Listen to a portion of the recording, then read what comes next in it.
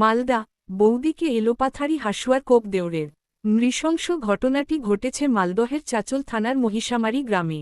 মহিলার রক্তাক্ত দেহ শোয়ার ঘর থেকে উদ্ধার করেছে চাচল থানার পুলিশ। ঘটনায় আটক রয়েছে দেওর জিয়ারুল হক। পুলিশ সূত্রে জানা গিয়েছে, মৃতার নাম মাজেদা বিবি, 40। দেহটি ময়নাতদন্তের জন্য মালদহে পাঠিয়েছে পুলিশ।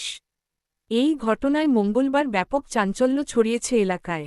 স্থানীয় সূত্রে জানা গিয়েছে, অভিযুক্ত দেওর নিজের স্ত্রীর উপর অত্যাচার করত। কয়েকদিন আগে স্ত্রীকে মারধর করে জিয়ারুল।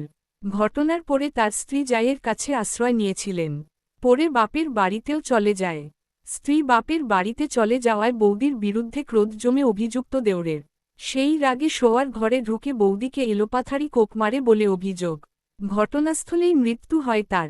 স্থানীয় সূত্রে জানা গিয়েছে, মৃতার 3 ছেলে রয়েছে। 2 ছেলে বাবার সঙ্গে ভিনরাজ্যে কর্মরত। ঘটনার খবর শুনে তারাও বাড়ির উদ্দেশ্য রওনা দিয়েছে। পুলিশ জানিয়েছে, অভিযুক্ত দেওরকে আটক করে ঘটনার তদন্ত শুরু হয়েছে। আমার মেয়ে হয়, রাত 1টার সময় খবর পেলাম আমরা, গিয়ে ওখানে দেখি আমার মেয়ে মার্ডার করা পড়া আছে খাটের মধ্যে। আমার সন্ধ্যাটাই মেরেছে জিয়ারুল।